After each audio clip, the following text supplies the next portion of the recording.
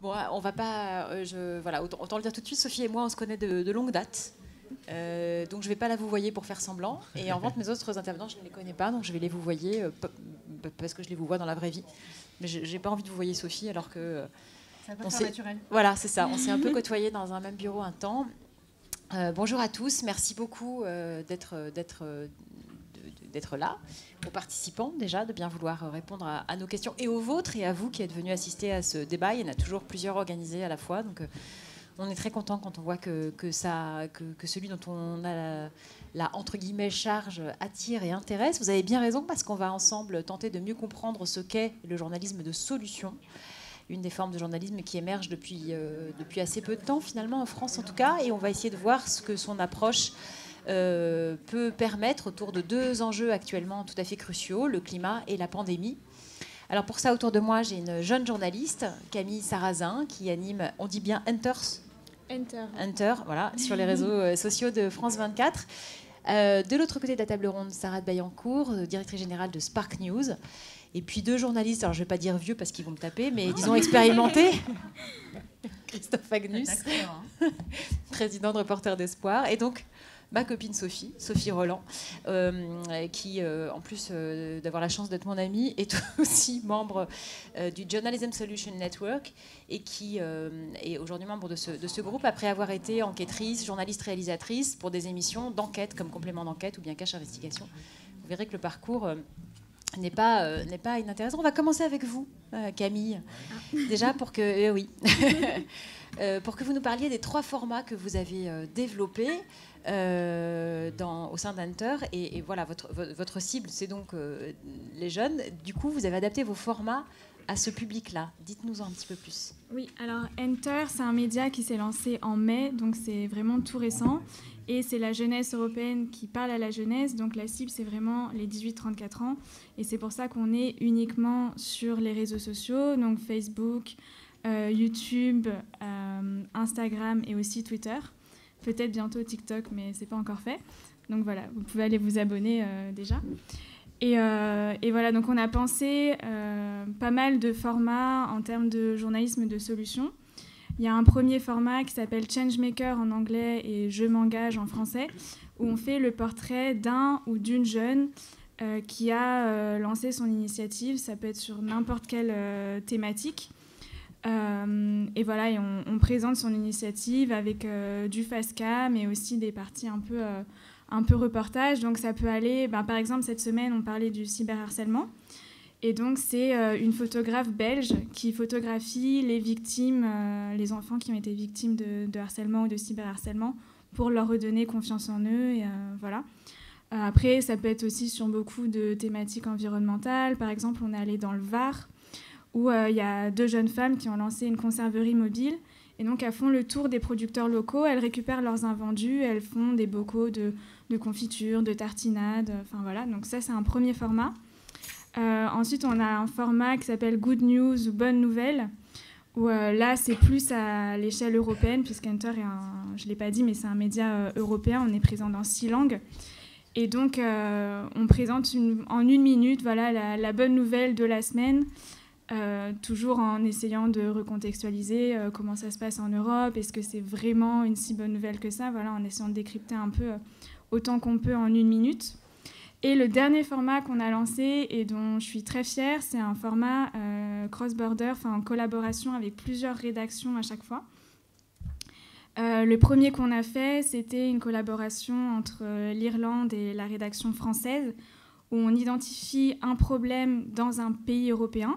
Donc ça peut être un problème très local comme un problème au niveau national.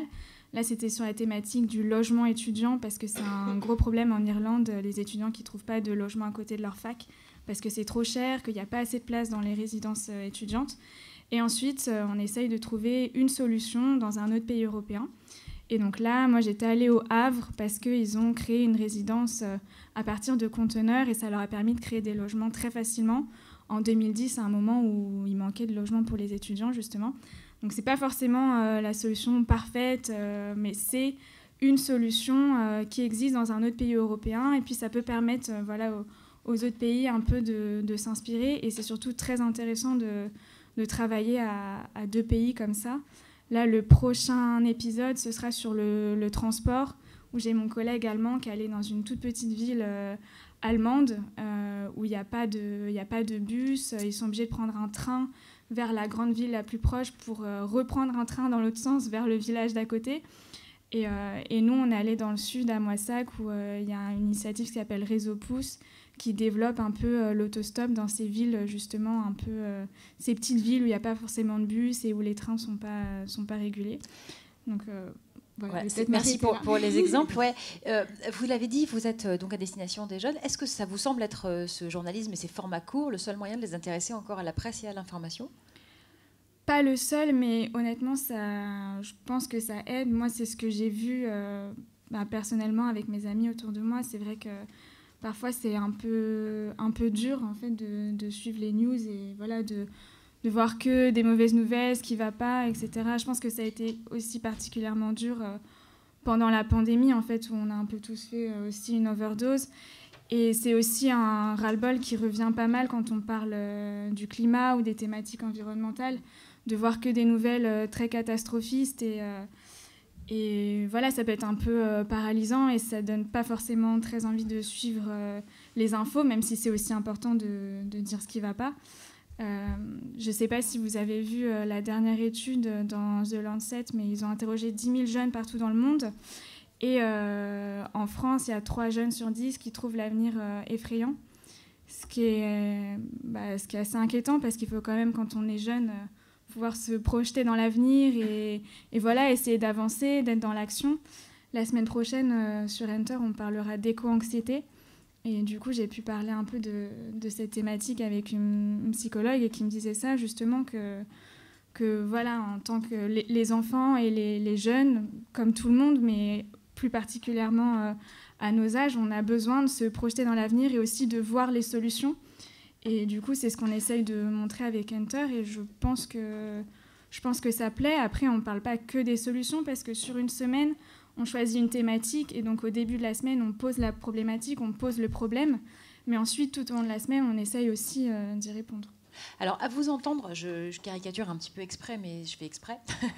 À vous entendre, on pourrait presque penser que le journalisme de solution, c'est plus une question de forme, de format, que de fond. Quelle est votre définition à vous du journalisme de solution avant qu'on passe la parole à Sandra ? Nous, on a beaucoup réfléchi au format parce qu'on a essayé de casser un peu les codes des médias traditionnels et parce qu'on était sur les réseaux sociaux. Mais après, je pense que le journalisme de solution peut se retrouver partout. Mais comment vous le définissez ? C'est quoi pour vous ? J'ai pas réfléchi à cette question. Vous aurez le temps d'y réfléchir, on y reviendra très certainement. Je vais vous aider. Mais pas tout de suite, je comptais un peu sur vous. Merde, c'était le nom de la table. Non, mais je pense que le journalisme le journalisme de solution, pour moi, c'est essentiel. C'est montrer les problèmes, mais aussi faire partie un peu de la résolution. Et c'est pas forcément montrer la solution et trouver le truc parfait, mais c'est essayer de trouver des pistes pour un peu améliorer le monde dans lequel on vit. Sandra de Bayencourt, chez Spark News, on ne se définit pas comme un média, mais vous revendiquez de faire émerger, là je vous cite, c'est votre phrase quand on a préparé cet échange, vous revendiquez de faire émerger des récits de la transition écologique et sociale. Qu'est-ce que vous voulez nous dire par là ? Alors, hop, je me rapproche. C'est bon. C'est assez rare d'avoir des micros comme ça. C'est un peu ancienne époque. C'est bien. Donc nous, juste en introduction, pour ceux qui ne connaissent pas Spark News, si je peux juste me permettre une petite présentation. Donc Spark News, on existe depuis une dizaine d'années. Le fondateur de Spark News était cofondateur de Reporters d'Espoir. On est un peu cousins. On s'est découvert hier soir avec Christophe. Je suis ravie. Pour le coup, on fait du journalisme. Enfin, on ne fait pas parce que nous ne sommes pas un média, mais du journalisme de solution depuis quand même pas mal d'années. Et la façon dont on qualifie le journalisme de solution, enfin en tout cas chez nous, c'est de traiter les sujets d'actualité. En fait, on parle plus de journalisme de construction plus que de solution, parce que c'est vrai que le côté good news est un mot qui nous dessert quand on travaille avec les médias, parce que les médias, ils sont pas là pour parler des good news, ils sont là pour parler de l'actualité. Donc on veut juste distiller dans leurs narratifs, dans leurs articles, la réalité sur la situation, mais aussi montrer qu'il existe des solutions à ces problèmes. Alors évidemment, ils ne sauvent pas le monde à eux tout seuls, ou elles ne sauvent pas le monde à elles toutes seules, mais en tout cas, elles contribuent à donner aux lecteurs des pistes pour comprendre que les choses peuvent changer et qu'il y a d'autres façons, il y a des façons de régler ces problèmes. Donc c'est ça pour nous, le journalisme de solution, c'est d'abord de traiter une actualité et de raconter la réalité telle qu'elle est. Donc c'est surtout pas de la bonne nouvelle. Et derrière, dans ce même article, dans ce même dossier, de montrer que des gens ont trouvé des solutions à ces problématiques. Et donc vous travaillez avec de plus en plus de journaux, vous me disiez. Ouais. Et donc nous, on n'est pas un média, on est là pour aider les médias à aller dans cette direction. Donc on a monté des alliances en fait avec tous les grands quotidiens des grands quotidiens du monde entier. Donc notre première grande alliance, c'était l'Impact Journalism Day qui réunissait 50 quotidiens de 50 pays. Et en fait, c'était hyper intéressant. Et donc, je rebondis un peu sur la question que vous posiez tout à l'heure. C'est pour nous à la fois du fond, évidemment, mais effectivement de la forme. C'est-à-dire que la façon dont on a développé Journalisme de Solutions, c'est de faire travailler les journaux tous ensemble.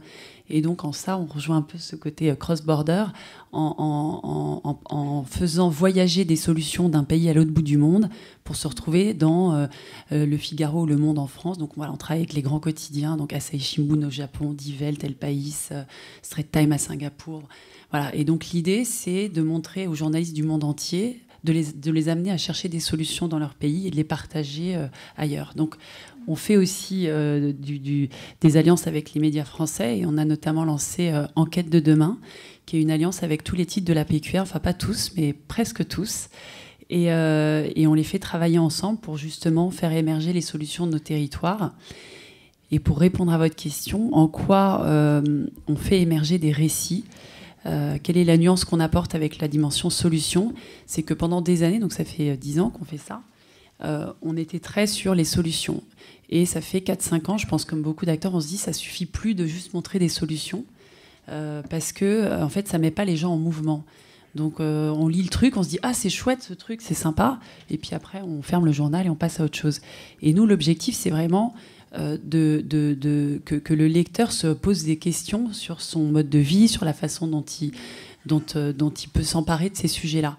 Et donc c'est en ça qu'on parle de récit, c'est-à-dire qu'aujourd'hui, le travail qu'on fait, notamment avec la PQR, c'est qu'on fait un dossier vraiment dédié sur une thématique pour pouvoir à la fois avoir de la solution, à la fois avoir des avis d'experts, à la fois avoir, pourquoi pas, un papier d'un philosophe ou d'un sociologue, pour montrer en fait tous les changements. Donc quel est le récit en fait dans lequel quel est le modèle de vie qu'on veut porter.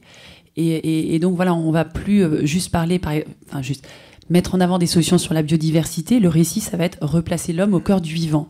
Donc on parle de biodive évidemment, mais replacer l'homme au cœur du vivant, ça nous amène à réfléchir, à se dire effectivement quelle est notre place. Donc le récit qui est au-dessus de la solution, pour nous, est aujourd'hui plus important. Enfin, c'est vraiment sur cette dimension-là qu'on essaye de travailler avec les médias pour qu'ils aillent encore un cran plus loin et qu'ils arrivent à faire évoluer dans la mentalité des lecteurs, la façon dont les lecteurs vivent.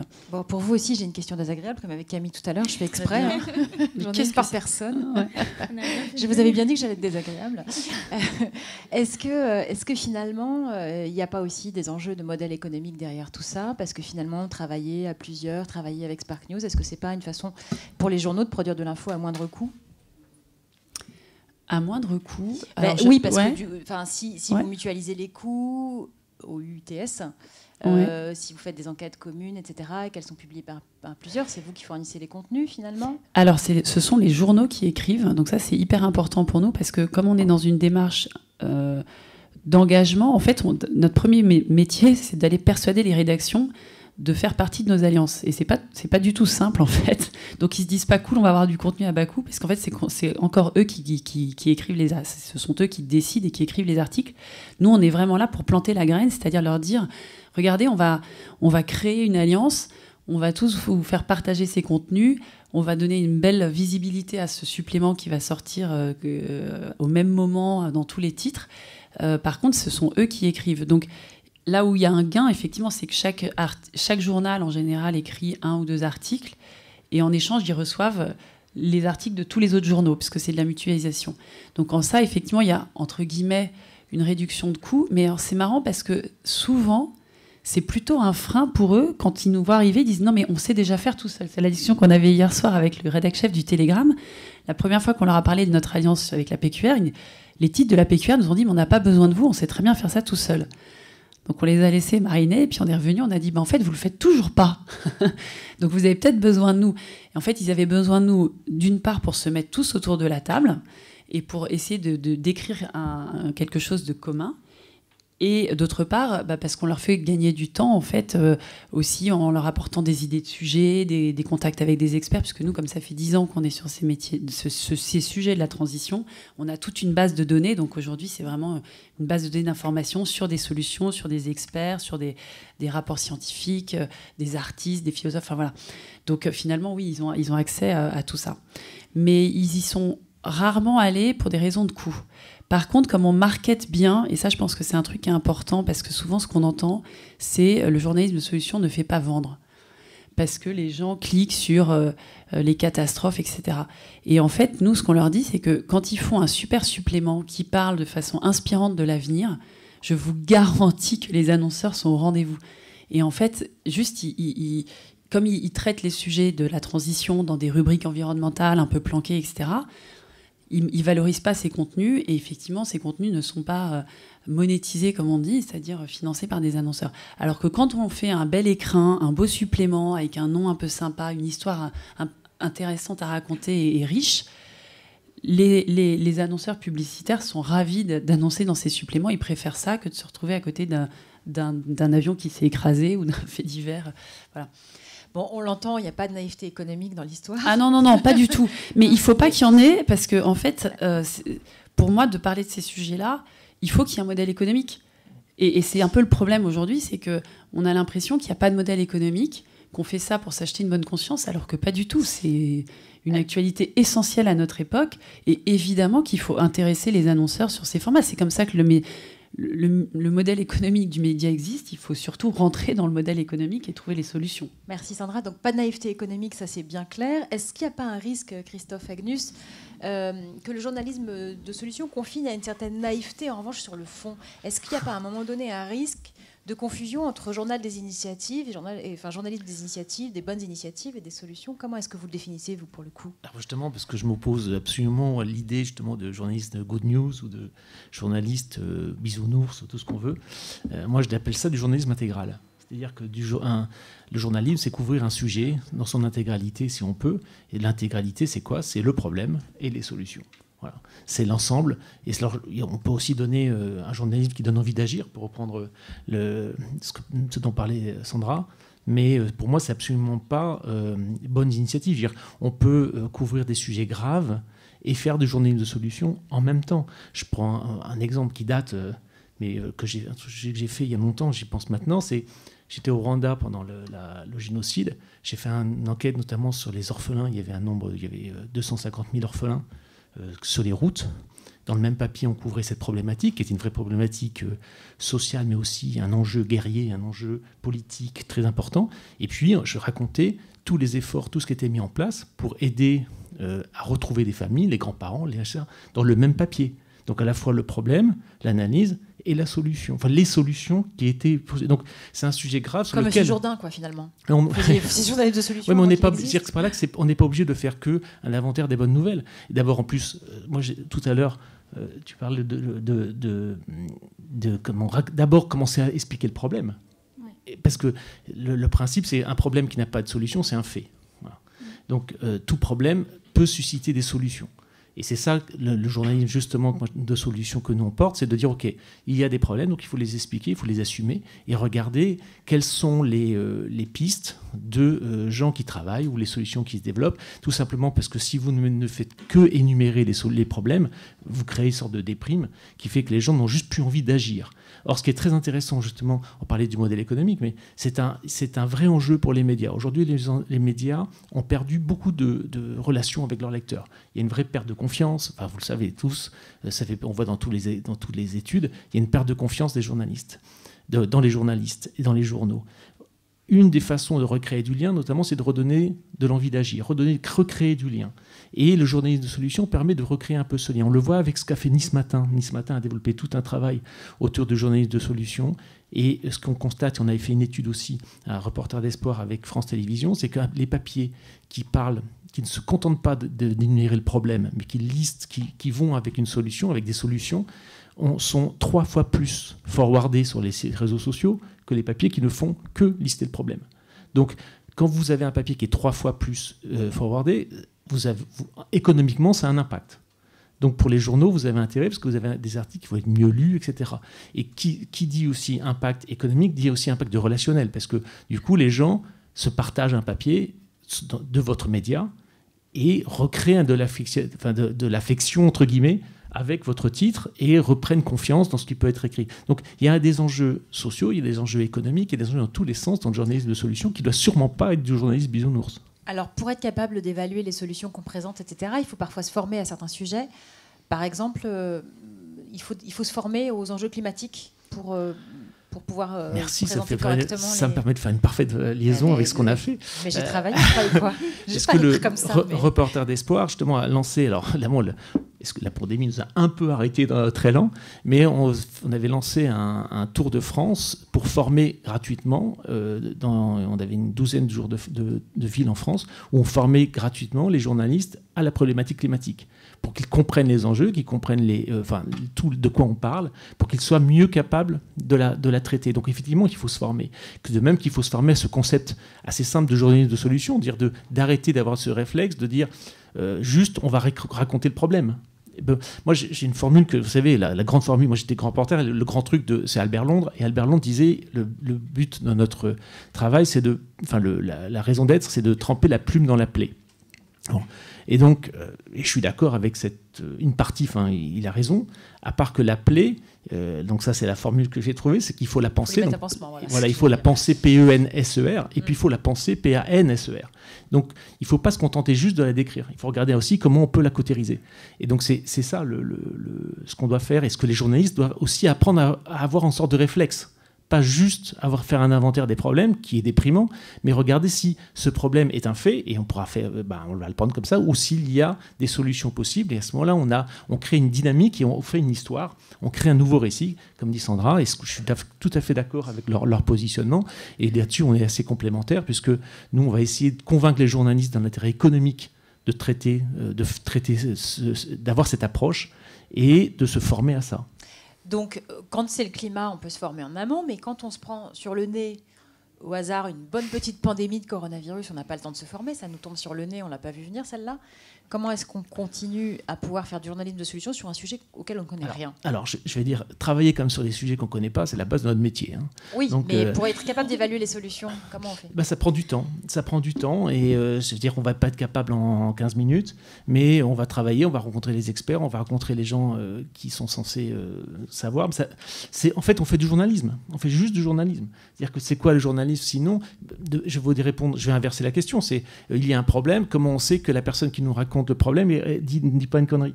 On fait un travail et on enquête et on essaie de croiser, etc. Et c'est la même chose pour les solutions.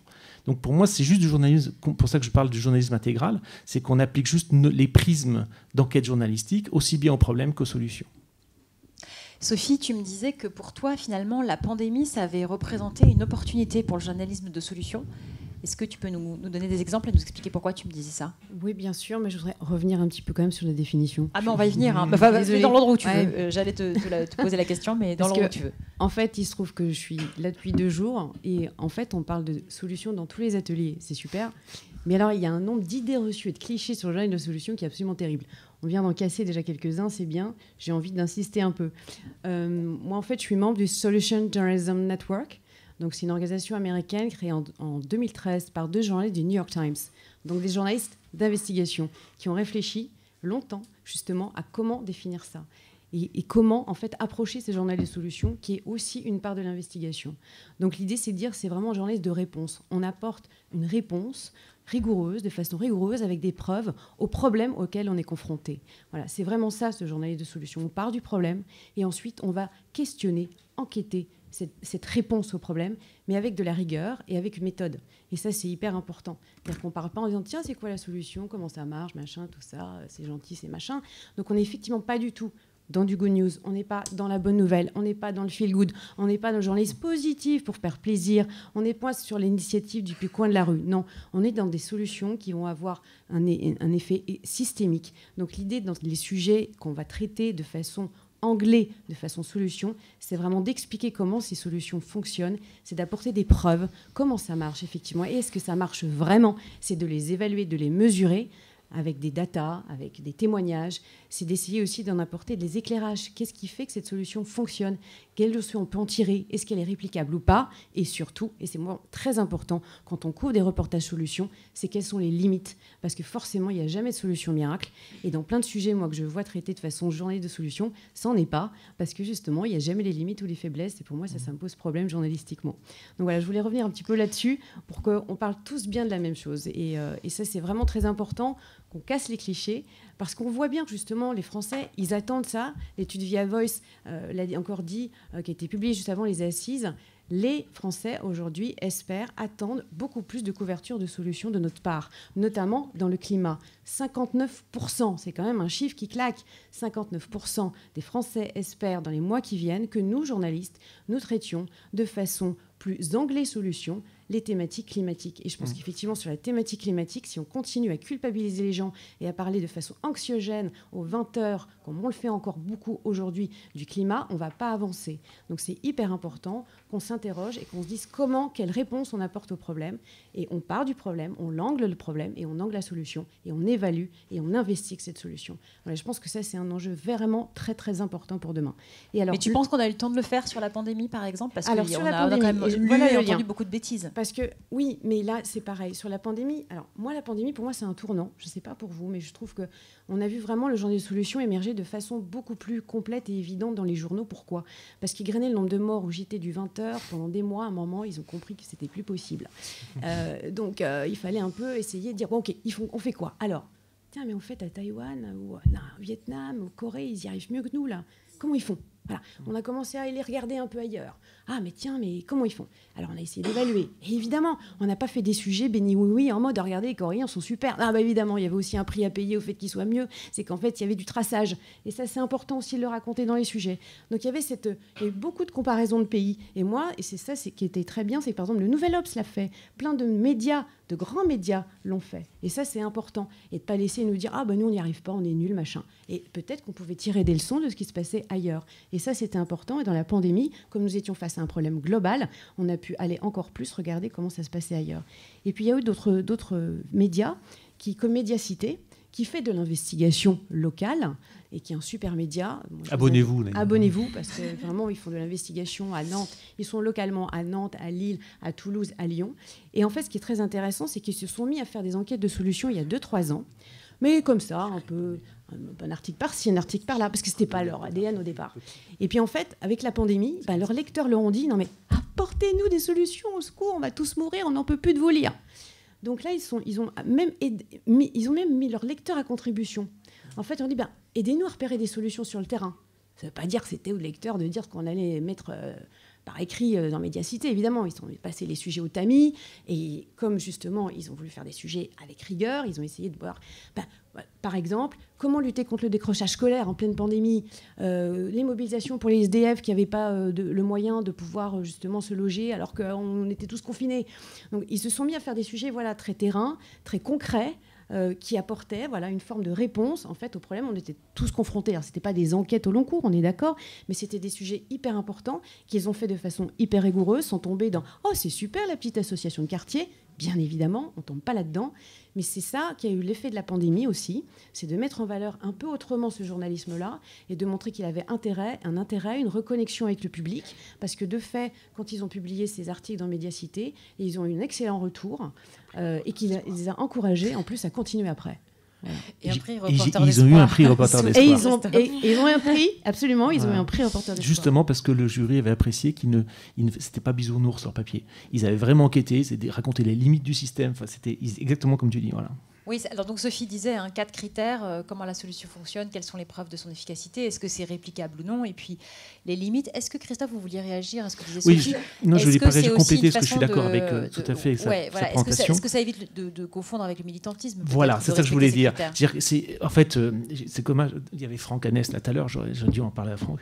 Mais So Good, par exemple, pour moi, c'est pas du journalisme de solution. C'est un journaliste très sympa, c'est du papier très sympa, mais il n'y a pas de problème. Il y a pas de problème. Peu de problématiques liées listées dans So Good. C'est un catalogue de bons trucs, de trucs sympas, etc. Du feel good, voilà. Et beaucoup de héros. Et beaucoup de héros. Parce que dans le journalisme de solution, c'est pas ça la priorité. Voilà. Ce qui nous intéresse, c'est pas les héros, les gens, c'est que font les gens. Mais le problème, c'est que les gens prennent ça pour du journalisme de solution. Et c'est dès que nous on arrive et qu'on dit voilà, reporter d'espoir, c'est ça, ils nous disent ah bah oui, c'est So Good, mais So Good existe déjà. Je dis mais il n'a rien à voir avec So Good. Et c'est un peu un complexe. Il faut arrêter de penser que juste faire un catalogue de trucs vachement sympas, c'est du journalisme de solution. Non, c'est une forme c'est un angle de presse, c'est un créneau, c'est très intéressant, mais c'est pas ça du journalisme de solution. Est-ce qu'il n'y a pas parfois des incohérences aussi avec un sujet? Je vais peut-être demander ça à Camille. Est-ce qu'il n'y a pas parfois un risque d'incohérence entre des sujets faits par des journalistes de solutions dans le cadre qu'on vient de définir, et puis un sujet juste après qui va être fait dans le même cadre du même JT, etc.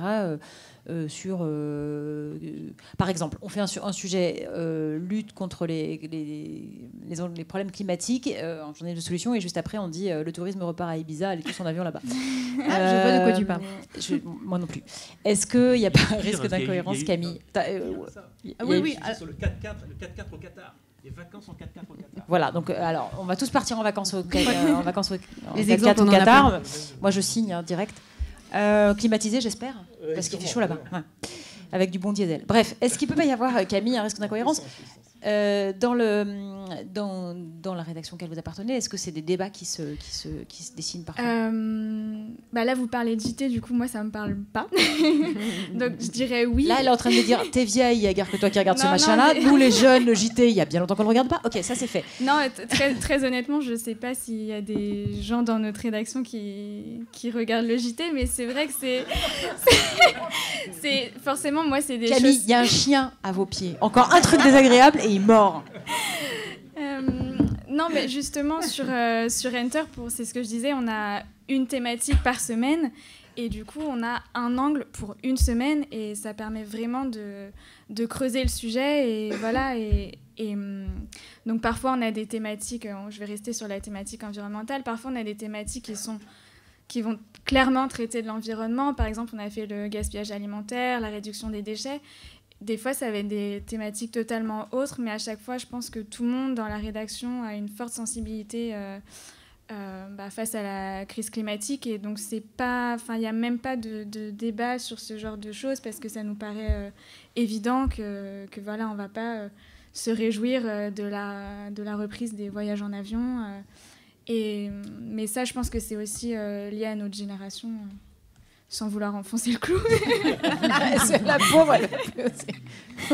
Puisque vous êtes jeune, tiens, est-ce que vous avez été formé, vous, à l'école ou n'importe où, au journalisme de solution? Est-ce qu'on vous a... Non, du tout? Non, pas du tout. Alors pourtant, il existe des formations. Sophie, je sais que tu es formatrice dans différentes écoles. Depuis quand est-ce que ça se met en place, et qu'est-ce que tu mets dans la jeune tête de ces gens désagréables? Plein de choses sympas. Alors déjà, je casse les codes, évidemment, je casse les idées reçues, parce que j'arrive, on me sort les bisounours à chaque fois. Mais bon, on a l'habitude. Donc en fait, oui, moi j'ai été formée en fait, par le Solution Journalism Network. J'ai vraiment suivi une formation, je suis certifiée par eux. Voilà, c'est pas juste de la rigolade, qu'au coup je me suis mis à faire ça du jour au lendemain. Moi je fais de l'investigation à la base, donc je travaille pour un web spécial, pour Cache Investigation. Donc je suis pas tout d'un coup devenue oh là là, voilà, on m'a dit au début, mais on t'a perdu, t'es plus journaliste. Ah bon? J'ai pas de solution, j'ai plus journaliste. En fait, si, c'est juste que je veux compléter mes enquêtes. C'est au Solution Journalism Network, on dit, t'avais une expression aussi, tu dis journalisme intégral. Au Solution Journalism Network, on dit tell the whole story. L'histoire en entier, le problème et la réponse au problème. Ça, c'est important. Et moi, je pense que si on veut le faire avec rigueur, ouais, ça s'apprend. Ça s'improvise pas. Mais bon, après, voilà. Donc, on peut essayer de faire des formations. Je pense que moi, c'est important. J'essaye aujourd'hui dans les écoles. Depuis 1 an et demi, au début, on m'a regardé un peu... Alors, au début, on faisait venir, oui, viens faire de l'investigation. Non, solution, on verra. Alors évidemment, je ne pouvais pas m'empêcher. Hein. Je commençais à en faire 2 heures. Et puis après, mais en fait, c'est vachement intéressant, votre truc. Et là, du coup, ça leur donnait des idées de sujets, des idées de reportages.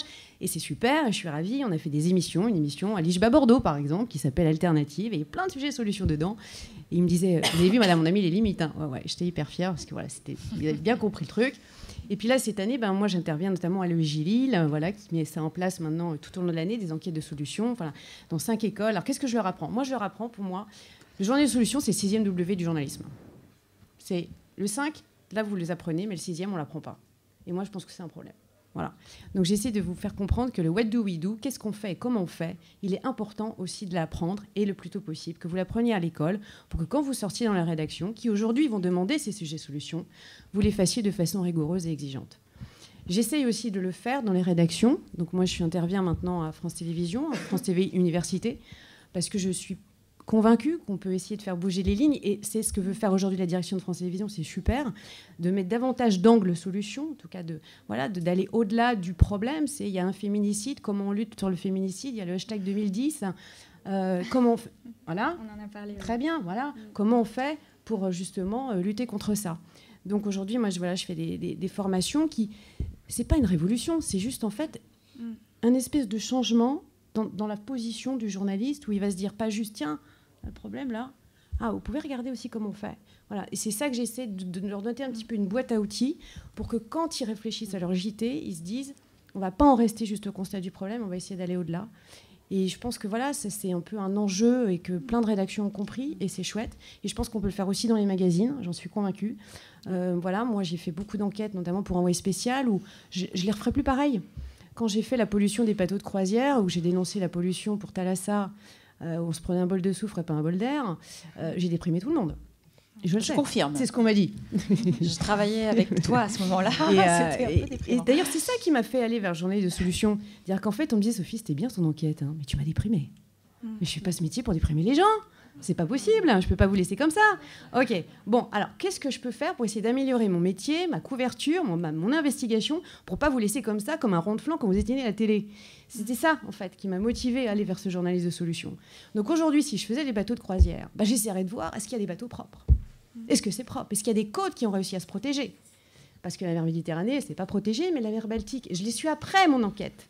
Ils m'ont appelé, il y a des gens qui m'ont appelé, ils m'ont dit, vous savez que moi j'ai voulu installer une technologie pour protéger les côtes, mettre plus d'électrique sur les ports, et éviter ce diesel marin très polluant, mais on m'a empêché d'arriver. Ah bon ? Donc il y a des lobbies qui empêchent des solutions. Intéressant à enquêter. En revanche, ils sont arrivés en mer Baltique, là j'ai pu installer, on a protégé la côte, et elle est beaucoup plus protégée que la Méditerranée, où ces bateaux de croisière ne peuvent pas arriver comme ils veulent. Et je me suis dit, j'aurais peut-être fait autrement cette investigation, parce que je ne serais pas restée au constat de la Méditerranée, c'est une cata, et je serais allée voir en mer Baltique comment ils ont fait, sans tomber encore une fois dans le bisounours. J'aurais montré... Voilà, exactement. Donc, j'aurais aussi montré les limites de leur système, bien évidemment. C'est-à-dire qu'on n'est pas là, encore une fois, pour dire c'est super, il y a les meilleurs et les nuls d'un côté. C'est pas du tout l'idée. On n'est pas dans une caricature, bien au contraire. Ça remet aussi de la nuance, le journal de solutions. Et moi aussi, c'est ça que j'aime beaucoup. Alors, nuance, Christophe, vous vouliez réagir à ça ? On remet de la nuance ? Sandra, Ou Sandra, non, oui, de toute façon, non, c'était votre tour l'un et l'autre.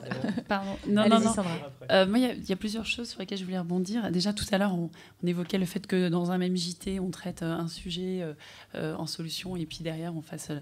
Et en fait, je trouve que... D'ailleurs, on fait le business as usual, quoi. Exactement. Et en fait, c'est exactement le problème de la transition en général dans toutes les entreprises du monde. Il y a d'un côté un temps où on traite la transition, puis en fait, on fait du business as usual. Et donc, les médias sont exactement dans ce cas-là. En fait, le journaliste de solution, ça doit transparaître partout. C'est pas un côté so good qui n'est pas du journaliste de solution d'ailleurs. Et c'est un peu le problème, pour moi, de dire mais ça c'est du journaliste de solution, ça n'en est pas. En fait, le journaliste de solution, c'est une façon pour moi, c'est l'avenir du journalisme. Ça reconnecte avec le lecteur, ça lui redonne envie d'agir. C'est faire son métier, en fait, tout simplement, de façon hyper pro, mais en ayant conscientisé que dans votre métier de journaliste, vous avez quand même un rôle.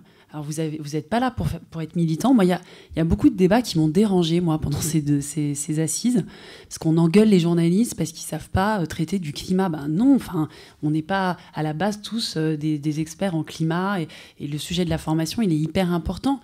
Je pense que, pour moi, ce qui est gênant pour un journaliste, c'est de ne pas s'intéresser à son rôle, de décrire le monde dans lequel il est et d'essayer d'emmener les gens vers quelque chose d'un peu positif. Mais le mot positif est un peu galvaudé, mais peut-être pas approprié, mais en tout cas, c'est de prendre conscience qu'effectivement, si on est tout le temps dans du pathos, à un moment, on est responsable comme les autres, quoi. Et en fait, je pense qu'aujourd'hui, il y a un peu un espèce de... Moi, j'ai l'impression de voir un peu un mur se construire entre les journalistes qui ne sont pas des militants et les journalistes qui sont militants. Et j'ai l'impression qu'il y a une guerre entre les deux. Je me dis, c'est super dommage. Je ne sais pas si tu vois ce que je veux dire, Sophie, non ?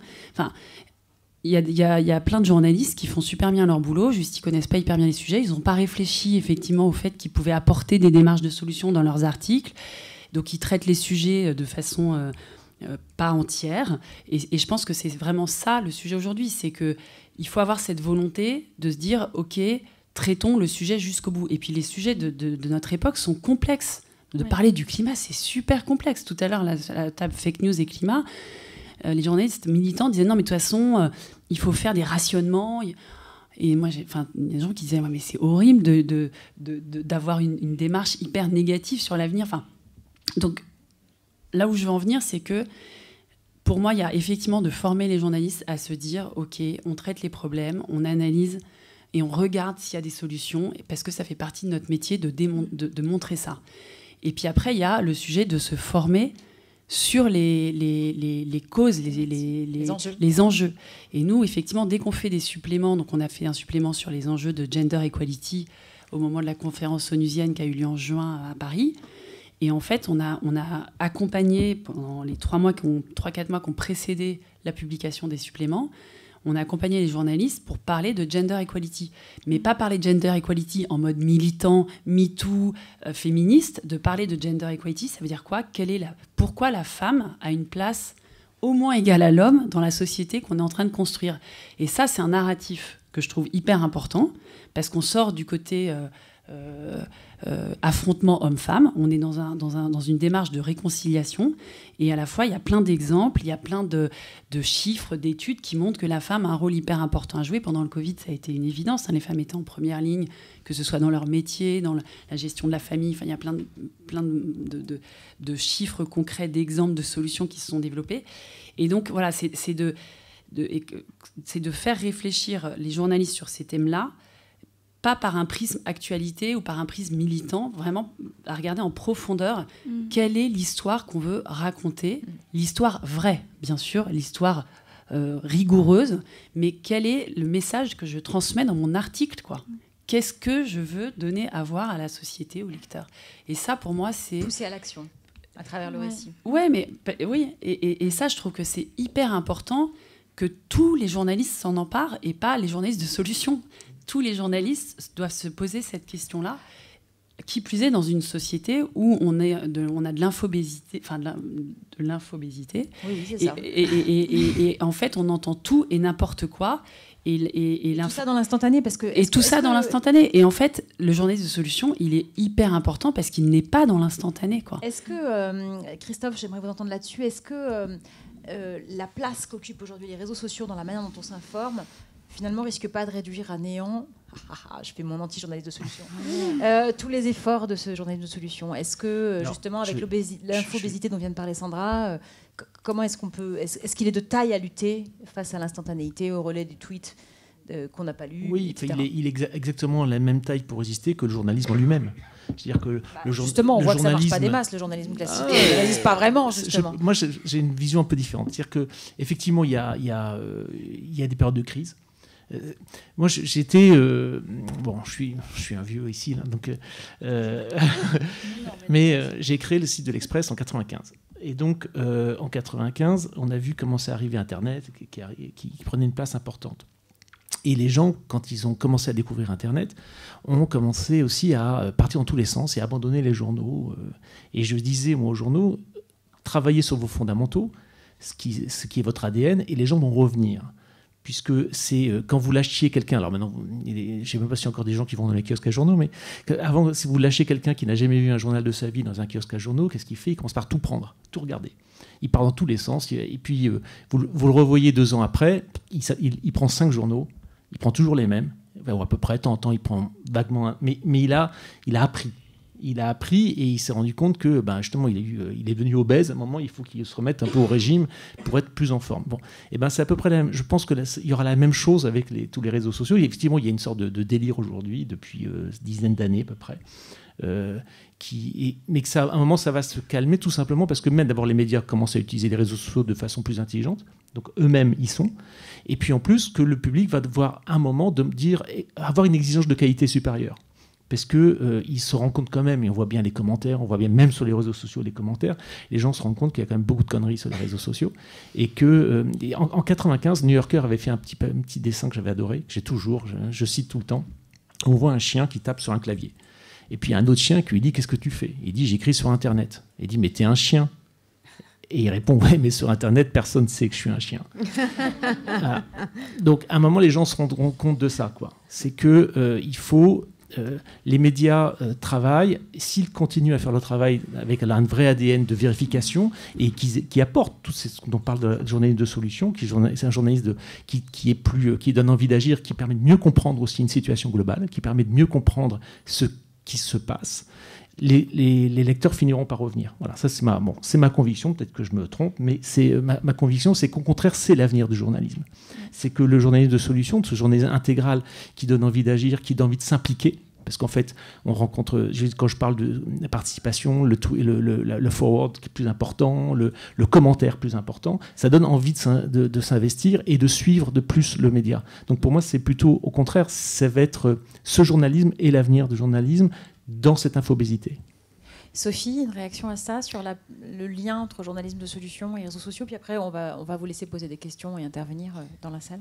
Pour moi, ces sujets, en fait, ça va être une plus-value en fait, dans nos reportages, dans notre investigation. Et c'est ce qui fait justement aussi qu'on va se démarquer encore plus des réseaux sociaux, de l'immédiateté.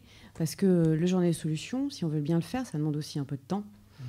C'est exigeant. C'est de vraies enquêtes aussi à l'arrivée. Donc pour moi, au contraire, c'est une façon de se démarquer des réseaux sociaux davantage. Mais c'est très important, et je rebondis sur le militantisme. On parlait du militantisme, c'est surtout pas ça. C'est le contraire de ça. Et si on tombe là-dedans, c'est un problème, c'est qu'on a mal fait son reportage. On n'est pas le porte-parole d'une cause, on n'est pas là pour être le porte-parole d'une ONG. On dissèque, on enquête aussi dans le journal de solution, bien évidemment. Et ça, c'est hyper important. Et qu'il y a des moments, voilà, on n'est pas là pour faire acheter des forêts. Enfin, voilà, c'est pas ça le journal de solution. Hein. C'est pas moi qui va vous amener la solution. Il n'y a pas de solution miracle. Donc c'est important en fait, de garder du recul, cet esprit critique quand on fait du journal de solution. Et pour moi, la vraie victoire, c'est quand on dira plus journal de solution, mais qu'on dira du journaliste tout court, en fait. Moi, je fais du journaliste tout court. Voilà, on me dit maintenant, ah, t'es journaliste de solution maintenant. Voilà. Ben non, en fait, ça fait 24 ans que je travaille, mais j'ai pas changé. J'aime toujours l'enquête, l'investigation. C'est juste que je vais le faire un peu autrement, c'est tout. Je vais compléter mes histoires, je vais compléter mon investigation. Voilà, donc c'est ça en fait pour moi, et j'essaye de batailler un peu, voilà, pour que les journalistes comprennent, et je pense que ça commence à entrer, parce que d'abord il y a des journalistes qui n'en peuvent plus, hein, qui un peu comme moi, on avait marre de déprimer les gens et d'être déprimé tout seul.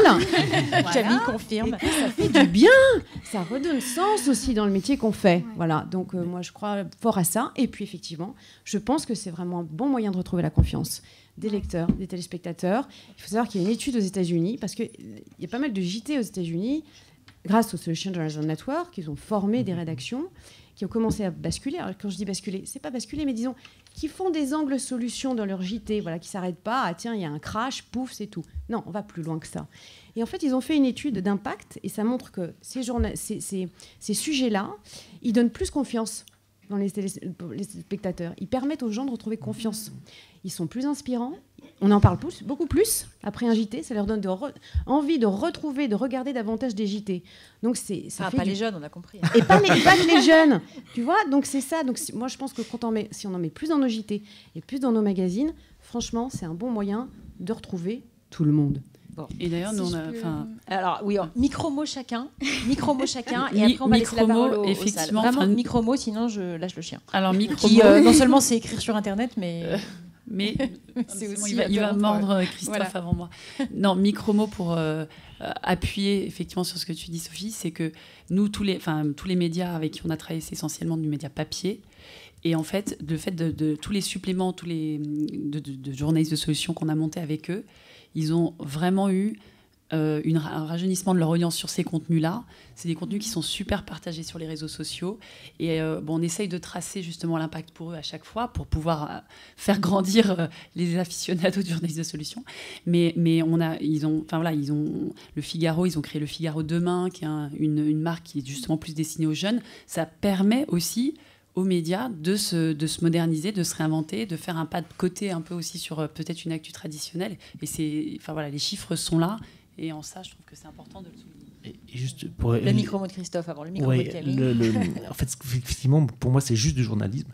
C'est juste du journalisme. Et sur tous les sujets, vous pouvez le faire. Je veux dire, parce que je prenais un reportage que j'avais fait en 94 en Bangladesh. Il y avait des inondations énormes et tout. Et puis tout le monde disait c'est terrible, il y a plein de morts. Comment ils vont s'en retirer? Il y avait eu 100 000 morts. Il y avait un cyclone en fait qui avait ravagé le Bangladesh. Et puis en fouillant au Bangladesh, en voyant plein de gens, je couvre la partie dramatique. Et puis je découvre un type qui sortait plein de gens de la pauvreté. Et j'ai fait un portrait d'un type qui s'appelait Mohamed Younous, qui était vous savez, prix Nobel de la paix 10 ans après. Mais voilà, ça c'était une micro-solution. C'était lui, il apportait à sa façon une solution pour une partie des gens au Bangladesh. Mais ça fait partie du même reportage. Donc le reportage, quand vous avez cet angle, pas seulement catastrophe, mais aussi vous cherchez autre chose, ça vous fait faire des découvertes incroyables et des super sujets. Camille? Je vais essayer d'être brève pour pas subir le chien. Très agressif. Non, très efficace, oui. Non, ça m'a beaucoup C'est ma marqué. solution à moi. Ça m'a beaucoup marqué, voilà, tout ce qu'on a dit un peu par rapport à la confiance avec les lecteurs ou les followers. Et je pense que les réseaux sociaux, au contraire, ça peut être une chance parce que nous, ça nous permet de créer une communauté et d'essayer un peu de co-construire les sujets. En début de semaine, on va demander leur avis aux jeunes qui nous suivent pour savoir un peu où ils se situent par rapport aux problèmes. Montrer des initiatives, c'est aussi pour pousser à l'action et voilà, être dans quelque chose d'aller un peu vers l'avant. Et les réseaux sociaux, ça permet cet espace de discussion et d'échange qui, je pense, est très important dans le journalisme de solutions. Et je voudrais juste ajouter une dernière chose. On a beaucoup parlé du format Bonne Nouvelle et tout ça. Et c'est vrai que nous, c'est quelque chose qui nous a pas mal questionné quand on a lancé ce format-là. Et en fait, ça nous permet de faire un peu à l'inverse, de parler d'une bonne nouvelle qui serait sortie dans un média comme So Good et de dire et d'aller un peu plus dans le décryptage et de dire est-ce que c'est vraiment une bonne nouvelle, de recontextualiser. Et à chaque fois, on se demande et au niveau européen comment ça se passe et d'aller plus loin que ce côté feel good comme on disait. En tout cas, ce qui est super agréable, c'est que vous souriez tous en intervenant. Et du coup, on se dit que ça rend au moins les journalistes heureux, pourvu que ça rende aussi nos lecteurs et vos lecteurs et téléspectateurs et auditeurs, pour ce qui est de la radio, heureux. Ce serait super. Est-ce que parmi vous, face à nous, vous avez des questions sur le journalisme tout court? Juliette, me dit-on. On entend bien maintenant. Allez, on pousse un peu sur la voix. Bonjour, alors je suis Juliette Nouel, je suis journaliste et aussi membre de l'association de la fresque du climat. Alors en tant que journaliste, je voudrais dire que je suis militante des faits. De ce point de vue, moi j'ai une définition, alors je vais parler uniquement du climat, j'ai une définition du journalisme de solution et de ce qu'est une solution pour le climat. Une solution pour le climat, elle doit répondre à deux critères. Le premier critère, c'est un critère de est-ce que c'est déployable dans l'espace. Donc, c'est-à-dire, concernant le climat... On parle d'espace terrestre. Oui, à l'échelle mondiale. Oui. C'était un des critères de Sophie, effectivement. Et donc, est-ce que ça coûte pas trop cher? Est-ce que c'est pas trop gourmand en matières premières? Ce sont des limites. Et pas des gaz à effet de serre. Et le deuxième critère, c'est est-ce que c'est déployable dans le temps suffisamment vite? Voilà, ça, ce sont les deux critères. Et par exemple, l'hydrogène qu'on nous vend à longueur de temps, eh bien, Airbus lui-même dit que ça sera prêt dans 15 ans et que ça ne représentera que 5% du vol. Donc, ce n'est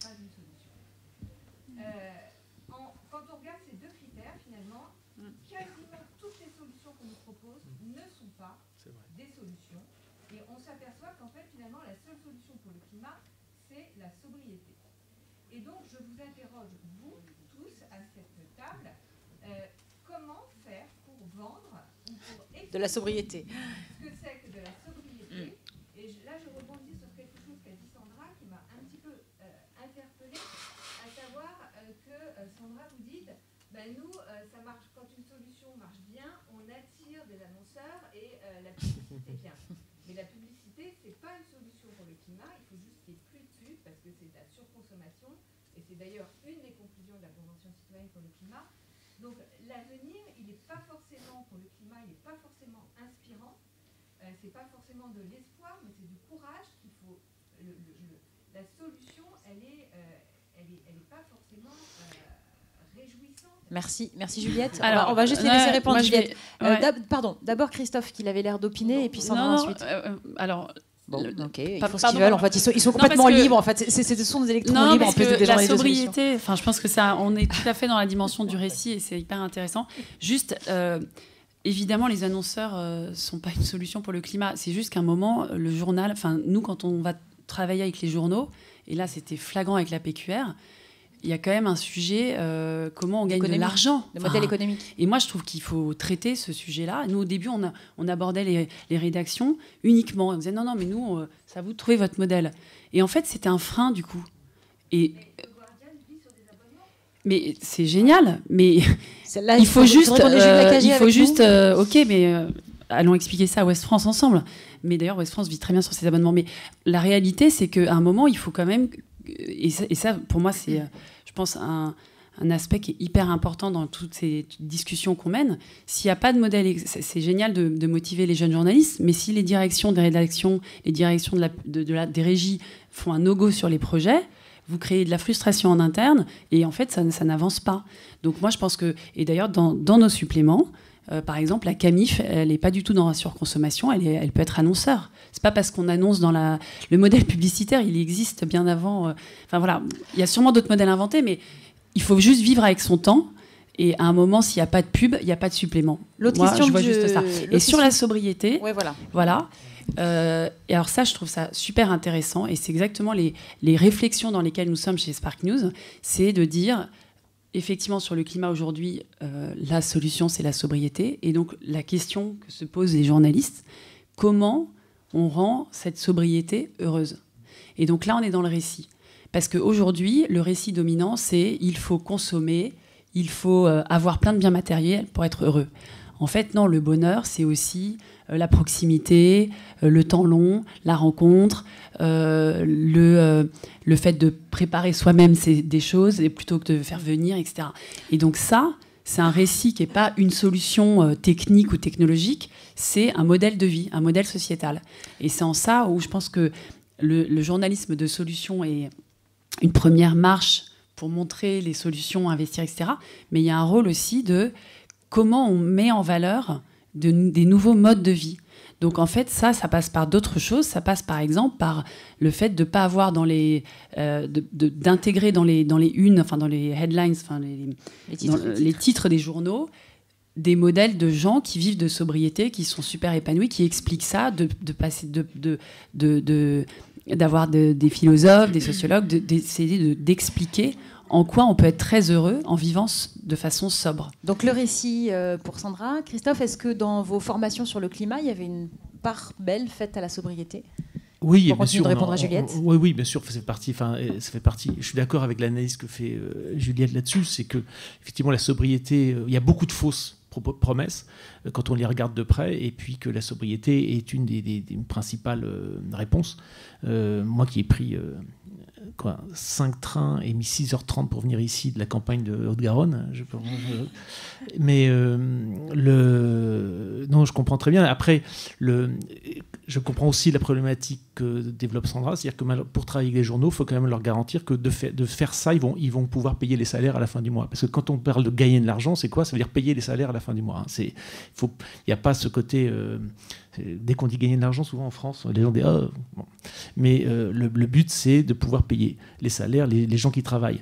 Et donc, il faut quand même trouver l'équation entre les deux, quoi. Comment on fait pour pouvoir développer cette façon de faire du journalisme et que les journaux puissent payer les salaires des journalistes qui vont le faire. Donc, voilà.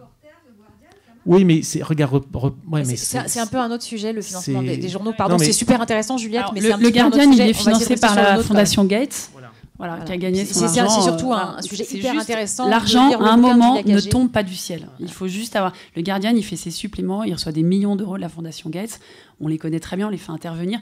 En fait, l'argent, c'est pas mal. Il faut juste que ce soit utilisé à bon escient. Mais à un moment, les annonceurs, il faut qu'ils annoncent en disant « N'achetez pas parce que c'est le Black Friday, achetez local ». De toute façon, on est dans une société où on consomme. Le problème, c'est la surconsommation. Il faut juste avoir des messages qui soient en adéquation avec l'époque et la raréfaction de nos ressources, et des messages qui montrent la sobriété comme un exemple de vie. Et c'est ça, c'est rendre désirable la sobriété. Okay. Et aujourd'hui, voilà, on va prendre une autre... il faut aussi que les grands médias, si on n'a que Reporter, c'est que 20 000 personnes qui le lisent. Donc il faut que les gens qui touchent des millions de gens puissent porter ce message. Mais pour porter ce message, il faut d'abord qu'il y ait une conscience des problèmes. Et je pense qu'aujourd'hui, dans beaucoup de rédactions, des journalistes n'ont pas compris l'enjeu du problème climatique. Et d'ailleurs, Juliette, toi qui poses la question, qui est justement l'une des formatrices de la fresque du climat, moi-même, mon chemin, je l'ai fait aussi grâce à la fresque du climat. Voilà, c'est un atelier qui permet vraiment en 3 heures de comprendre causes et conséquences vraiment des enjeux climatiques. Vous ne ressortez pas indemne de tout ça. Si vous n'aviez pas compris tout, faites-le et après, vous allez regarder ça autrement. Donc je crois que déjà, dans les écoles de journalisme. Dans les écoles de journalisme, on devrait tous le faire. Et moi, je le fais à ma famille, mes amis. Enfin, j'ai embêté tout le monde. Hein, mais bon, au moins, ça fait réagir. Voilà. Donc après, on fait quoi? Alors, comme solution, qu'est-ce qu'on fait? Donc, pour en arriver à faire prendre conscience de ça, il faut déjà qu'on comprenne le problème, d'où il vient. Il faut déjà cette conscience. Et ensuite, analyser ces solutions avant d'en arriver à la sobriété. Moi, je dis toujours, attention justement, et c'est pour ça qu'il faut faire de la rigueur journalistique sur ces solutions climatiques, c'est attention au greenwashing, on en a plein partout. Et le nombre de journalistes qui tombent dedans, c'est dingue. Donc là, si on applique quelques éléments que je disais tout à l'heure, c'est vraiment faire attention, c'est comment ça marche, de décrypter les dessous de cette solution. Et puis les fausses solutions, c'est aussi du journalisme de solution d'ailleurs. Ah, oui, les détecter. Et donc, tu parlais de l'hydrogène. Moi, j'ai vu les sujets hydrogène au début. Le miracle de l'hydrogène dans les JT, c'était dingue. Quand on a compris déjà le problème, on peut arriver à décrypter que non, l'hydrogène, c'est pas vraiment la solution de demain. Ça dépend comment il est fait, d'où il est fait, etc. On commence à dire, par exemple, pour les replantations, j'allais dire les replantages, les replantations de forêt, on commence à comprendre que c'est pas si simple aussi. Voilà, exactement. Alors, on en a fait des caisses sur la compensation carbone comme la solution miracle. Donc, avant d'en arriver, oui, parce que c'est aussi ça l'enjeu. Moi, je dis attention au solutionnisme écologique dans nos reportages, attention ce high-tech qu'on fait en permanence, dans le nouveau truc qui vient de sortir, qui est formidable. Et qui ça, pollue avec le cloud. Pollue, alors voilà. Donc ça, c'est effectivement notre responsabilité journalistique. Moi, c'est l'un de mes enjeux, effectivement, de comment je vais couvrir demain ces sujets de sobriété et de low-tech. Et c'est pas évident, c'est pas vendeur. C'est déjà, rien que de parler d'environnement, c'est compliqué. Alors en plus, il faut dire ça, c'est voilà. J'y travaille. Moi, je suis en train, j'ai écrit un magazine basé sur climat et solutions. J'espère qu'un jour que vous le verrez à l'antenne. Voilà. Et ça fera partie évidemment des enjeux dans cette émission d'aborder tout ça. D'autres questions ou interventions? Alors. Vas-y. Bonjour. Merci d'abord pour votre volonté de faire évoluer la profession. Il y a un autre problème qui se pose. Moi, je suis journaliste. Quand on est en CDI dans une rédaction, où ça? Moi, je suis à Jeune Afrique, là. Je suis à Tunisie. Quand on est en CDI, comme c'est mon cas, dans une rédaction, on nous demande d'aller de plus en plus vite, donc de prendre moins de temps, faire convenablement son métier et de surcroît, en investissant cette dimension supplémentaire qui prend encore plus de temps, on se retrouve parfois dans des situations, dans des injonctions contradictoires. En fait, on n'est pas d'accord avec l'encadrement qui est là aussi pour faire de l'argent, mais comme vous disiez à juste titre, pas forcément pour faire plus, mais pour déjà nous payer. Donc ça, c'est un problème. Quand on est pigiste, comme je l'ai été, correspondante, etc., c'est un autre problème. À moins d'être rentier, l'argument du métier passion ne fonctionne pas. Quand on a des enfants, la problématique est encore plus creusée. Donc comment on fait, sachant que les rédactions tendent à nous épuiser dans la productivité, pour réconcilier cette contradiction, et donc quelle solution vous avez à apporter à Christophe et à leur boss la solution, c'est qu'on aille les voir et les convaincre que le journalisme de solution est quelque chose qui leur permettra d'apporter plus que ce qu'ils font. Voilà. Mais c'est vrai que nous, on fait énormément témoigner les rédactions avec lesquelles on a bossé pour que justement ils puissent expliquer qu'est-ce que ça a généré comme économiquement, mais aussi en termes de lectorat, en termes d'audience, etc. Et je sais que le Sojo, vous avez aussi plein de chiffres là-dessus. Et en fait, c'est hyper important de sensibiliser les directions. Et c'est pour ça que l'argument économique doit vraiment être traité en même temps que le reste. Il a envie de l'écouter. Mais nous, quand on... Par exemple, quand on est pigiste en radio ou en presse écrite, le prorata investissement temps rémunération est rarement au rendez-vous. Il faut énormément travailler pour gagner décemment sa vie. Oui, mais ça, malheureusement, c'est un problème vieux comme le monde sur la pige. Ça, malheureusement, le coût de la pige. C'est à quel prix, quoi. Mais en tout cas, enfin, ouais. Il faudrait peut-être trouver des solutions pour des pigistes qui sont pleins de bonne volonté, qui veulent aller dans votre sens, mais qui se retrouvent face à cette barrière-là. Ça risque d'être un travail de long terme. Merci. Faites du journalisme collaboratif, montez des médias. Voilà, moi j'y travaille aussi. Et c'est aussi des solutions. On parlait tout à l'heure de Splend ou de Disclose. Bon, c'est de l'investigation pure et dure. Mais c'est aussi des moyens, et je sais qu'ils y réfléchissent, notamment chez Disclose, à faire aussi l'investigation de solutions. Voilà. Donc, je pense que c'est aussi, vous êtes une jeune génération, vous avez plein d'idées. Il y a des, voilà, il faut aller. N'hésitez pas à aller. Il faut inventer aussi des médias. Enfin, je pense que c'est aussi notre enjeu là. Alors après, on va avoir un autre sujet de comment je convainc des financeurs de soutenir de nouveaux médias. Oui, je propose qu'on prenne. Pardon, cas, Sandra, je voudrais qu'on prenne pas mal de questions parce que surtout s'il y en a plein. Nous, on a beaucoup eu la parole autour de cette table. Je voudrais que les gens qui sont en face de nous la prennent. Voilà. Jeune femme. Donc, allez-y. Oui, alors moi je suis jeune journaliste scientifique. Très bien. Et il y a vraiment un truc qui m'a marqué dans votre description du journalisme de solution. Pour moi, c'est la méthode scientifique en fait, ce que vous avez décrit. C'est-à-dire, on fait un constat, on voit où est-ce qu'il faut répondre aux problèmes que ce constat pose, et on montre aussi les limites. On prend un article scientifique, c'est les étapes en fait. Et du coup, on parle depuis le début des assises de la formation en journalisme. Et on parle que des écoles. Avec mon collègue ici, nous on vient d'un master en journalisme scientifique à l'université de Paris Diderot. On a l'impression que notre formation n'est connue par personne ici. Ouais. Ne vous inquiétez pas, 70% des formations journalistes sont inconnues. Et en fait, on est un peu chaud parce que personne ne connaît notre formation et elle risque de disparaître. Et c'est une formation publique, gratuite du coup, et qui... Pourquoi vous dites qu'elle risque de disparaître ? Il y a un vrai... En fait, il y a eu un renouvellement de postes cette année. Ils ont demandé 2 postes de professeurs titulaires. Titulaires, exactement. Ils en ont renouvelé qu'un sur les 2. Alors qu'on est vraiment dans un besoin de formation. On le voit dans tous les débats. Et vous bossez où là tous les deux aujourd'hui ? On est jeunes diplômés. Ouais, c'est pour ça. Amis, on est tous venus. Et là, voilà, on est tous pigistes. Vous êtes en pige, ok. Dans une association sur l'éducation, la philosophie et le lien avec le terrain aussi. J'ai cette chance-là, mais mes amis n'ont pas cette chance-là et ils sont en pige et dans les mêmes problématiques que voilà, c'est ça que je voulais savoir. Est-ce que c'est des problématiques qui sont les mêmes ? C'est les mêmes problématiques. Et du coup, les médias, par exemple, comme Enter, peuvent être aussi des choses intéressantes. Voilà, vous parliez du journalisme collaboratif. On voit de plus en plus, même dans les gens qui prennent des prises de parole, des journalistes indépendants en dehors donc, de ces logiques un petit peu d'annonceurs, tout ça. Et voilà, je voulais juste dire, j'ai l'impression que c'est un petit peu vers ça qu'il faudrait tendre. Donc le journalisme de solution qui suit la méthode scientifique, plus de formation et aider notre formation, parce que nous, on est choqués, jeunes diplômés, de voir que notre formation qui comble un besoin réel risque de disparaître. Et du coup, voilà. Merci de nous l'avoir dit. Moi, personnellement, je la connaissais en effet pas. J'avais aucune idée de ces enjeux-là. enjeux-là. Pas du tout. Ouais. Donc je pense qu'on est quelques-uns à avoir découvert quelque chose. Sophie, l'enjeu de la formation, ça va te faire plaisir d'entendre des jeunes journalistes qui disent il faut mieux nous former, il faut défendre les formations existantes. Et le journalisme de solution, c'est un peu comme journaliste scientifique, ça peut que te faire plaisir. Absolument. Donc le Solution Journalism Network et comment peut-être vous puissiez intervenir dans notre ancien master. Mais grand plaisir. Alors vous allez peut-être fioler les petits détails autour d'un café tout à l'heure, mais le contact est pris. J'ai donné une formation devant l'association des journalistes scientifiques il y a 1 an et ils m'ont dit exactement ce que tu viens de dire. En fait, on a la même méthode. Voilà. Donc on se rejoint complètement. Pour la formation, c'est vrai, je reconnais que ta formation spécifique, je ne la connaissais pas. Mais les médias ont conscience aussi de leur faiblesse dans la formation, notamment sur le climat. De manque. Voilà, je pense que pour moi, c'est un enjeu et qu'il faut aller taper à la porte des médias. Là. Il faut aller taper partout, c'est le moment. Il y a Glasgow qui arrive, ils sont en panique. Oh là, est-ce qu'on va tout comprendre à ce qui va se raconter? Voilà, nous, on est jeunes diplômés, on a entre 22 et 30 ans. Ah, mais il y a Alors, moi, là, j'ai entendu, il y a eu... Chamaya, elle n'est pas là? Non, ils sont en train de créer Natura et Science. Un magazine, par exemple. Ils sont en train de faire un crowdfunding. Je te mets en réseau. Pas de problème. Et puis il y a les nouveaux...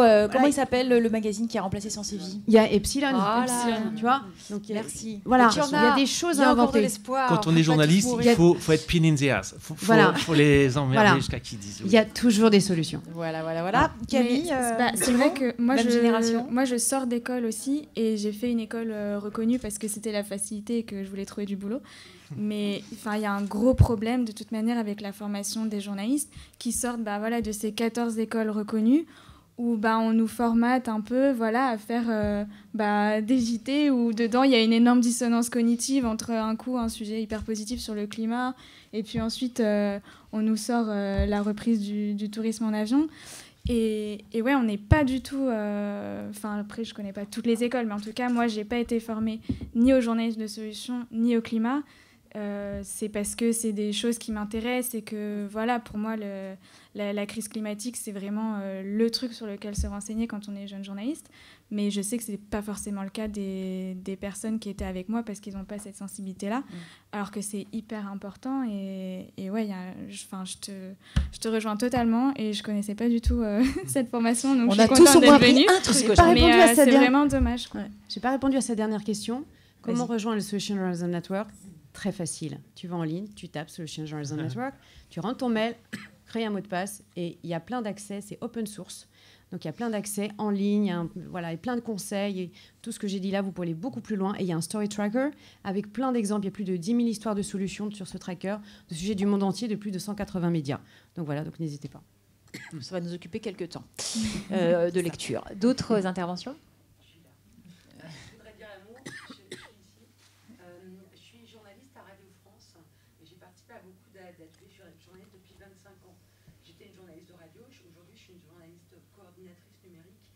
Et je participe à une formation dans un master qui est un master pro de web journalisme à Metz. Je voulais d'abord faire un premier constat. Premièrement, c'est que je vous ai entendu dire journalisme de solution, c'est journalisme tout court. Oui, c'est le cas pour moi. Et je pense que je voudrais donner un peu d'espoir parce que je trouve qu'il y a 10 ans, quand on a commencé le master, les journalistes qu'on formait, c'était des journalistes à côté des rédactions. Il y avait le journaliste web qui faisait ceci. Aujourd'hui, tous les journalistes considèrent qu'ils doivent être journaliste numérique, qu'on doit faire, qu'on doit au moins maîtriser cette matière, alors pas forcément en produire, mais prendre en compte cette matière. Et je pense que peut-être que dans 10 ans, on aura quelque chose de plus concret où tout le monde se dira oui, on doit faire un journalisme avec la solution toujours en tête quand on écrit des articles, ou les papiers, ou les reportages. J'ai une question. À France Bleu, chez nous, on utilise un système en ce moment depuis quelques années qui s'appelle mec.org, où on interroge les internautes, parce qu'on le fait par le biais du web, en disant quelle solution vous avez-vous? Est-ce que ça, c'est pas une piste, parce que j'ai beaucoup entendu parler de collaboration, est-ce que c'est pas une piste aussi pour développer, même si, voilà. Absolument, c'est ce que fait très bien Médiacité. Pour moi, c'est un exemple qui fonctionne super bien. Allez sur leur site, vous verrez. Ils ont lancé le hashtag dans ma ville il y a 1 an. Donc ils ont dit aidez-nous à repérer des solutions sur le terrain. Ils ont anglais un peu, sinon c'était la foire. Donc des solutions dans la vie, la consommation, voilà. Ils ont eu 200 propositions, ils ont fait un tamis, 28 idées de sujets, ils en ont publié 14. Voilà. Donc ça a été effectivement efficace et ça a donné même une idée. Ils ont lancé le hashtag se nourrir dans vos villes. Et donc là, pour le coup, ils vont encore plus loin parce qu'ils ont dit à leurs lecteurs, au-delà d'aidez-nous à repérer les idées, vous allez participer aussi avec nous à nos enquêtes. Est-ce que parmi vous, il y a des experts, des spécialistes du gaspillage alimentaire? Et donc en fait, ils ont fait des réunions Zoom avec leurs lecteurs. Ils ont vraiment complètement mis avec eux en fait. Et donc il y a une forme d'engagement qui va très loin. Et qui produit des sujets qui publient là depuis 1 semaine.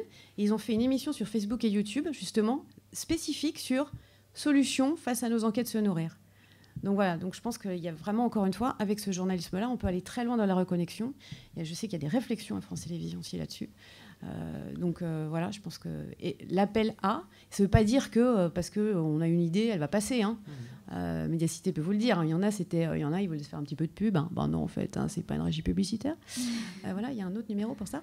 Voilà, donc ça c'est important et je pense que c'est une aide, aussi. Et encore une fois, ça participe à la confiance du lecteur, du téléspectateur, pour moi, de participer. Voilà. Nice Matin demande aussi l'avis de ces depuis très longtemps. Une fois par mois, on a 3 idées de solutions. Vous voulez laquelle? Ouais. Et Damien Lallemand, qui est le directeur de la rédaction, dit on n'aurait jamais parié que c'était celle-là qu'on allait faire. Mais là, c'est pas la proposition, c'est des propositions. Oui, là, c'est des propositions. Voilà. Ouais. Voilà. C'est aussi une autre forme. Mec.org, Mec.org, c'est plutôt de la consultation. Donc, ils demandent aux gens quelles sont les solutions qu'ils voudraient voir. Donc, on n'est pas dans une démarche de valorisation. Mais il y a aussi... Ça, oui, investigue. Ouais. Mais c'est pour te dire jusqu'où ça peut aller, cette reconnexion avec le lecteur et le téléspectateur. Pardon. Le groupe est insister sur cette chose-là, sur le fait que vous avez parlé du problème de l'argent. Moi, je dis les médias de service public, il y a Radio France, mais France Télévisions aussi.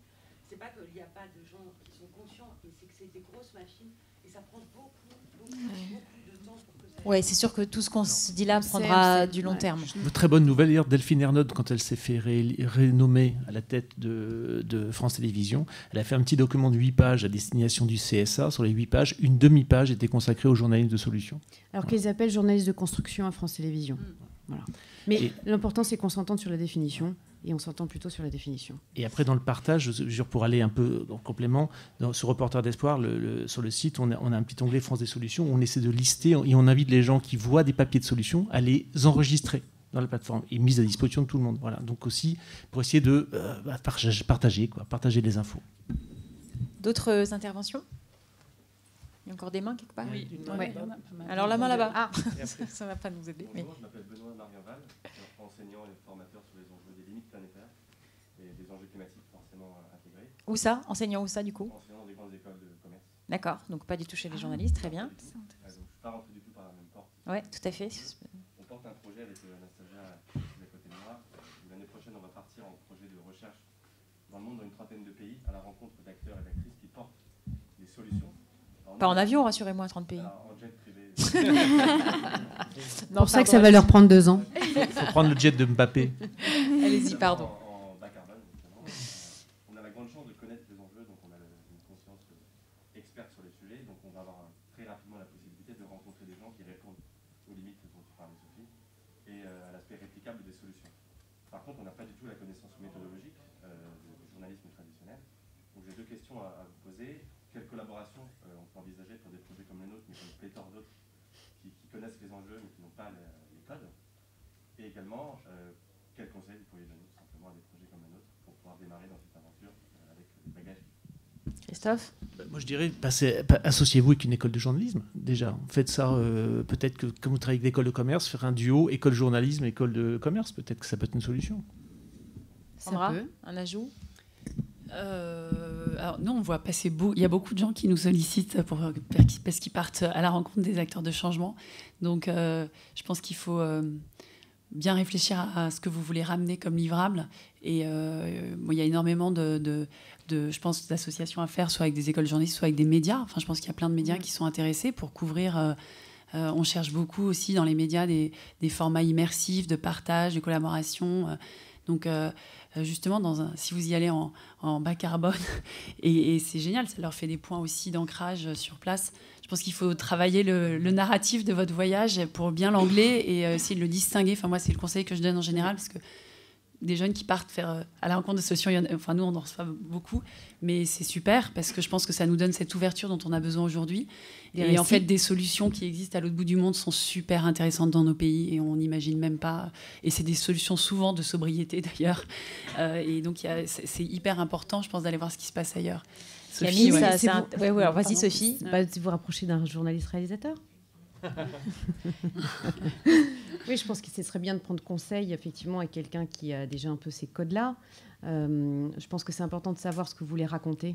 Ça ne veut pas dire effectivement avoir les réponses avant d'y aller, on est d'accord, mais quel angle vous voulez donner à votre histoire, comment vous voulez narrer votre histoire. Tu parlais de récits, Sandra, c'est important parce que effectivement des récits comme ça, on a un peu envie de dire, bon, bah, Cyril Dion l'a déjà un peu fait. Donc, qu'est-ce qui va vous différencier de tout ça? Qu'est-ce que vous allez apporter en plus avec vos histoires? Et je pense que, prendre des conseils auprès de pros, qui seraient, je suis sûre, ravis de vous aider. Vous avez changé les petites cartes de visite. Il y a une dernière question. Ma question.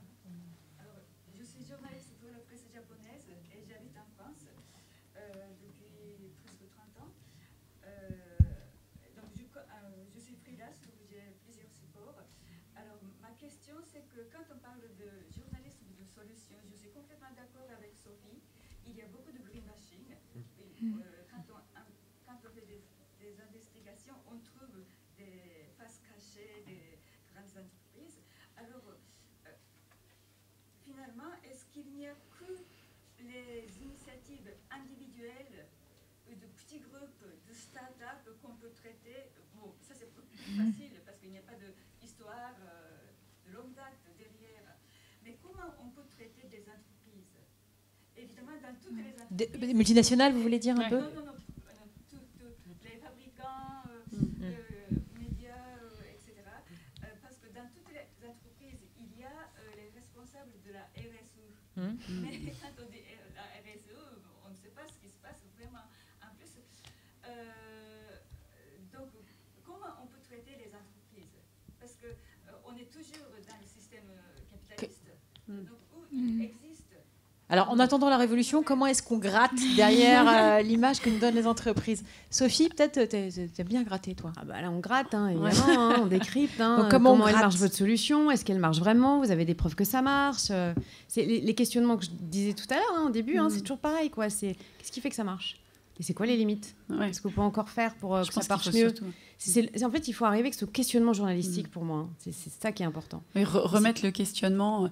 Et puis, je pense que les critères aussi de Juliette tout à l'heure, en fait, les solutions, il faut qu'elles soient... Il faut mesurer toutes les externalités d'une solution. Oui, les effets rebonds éventuels.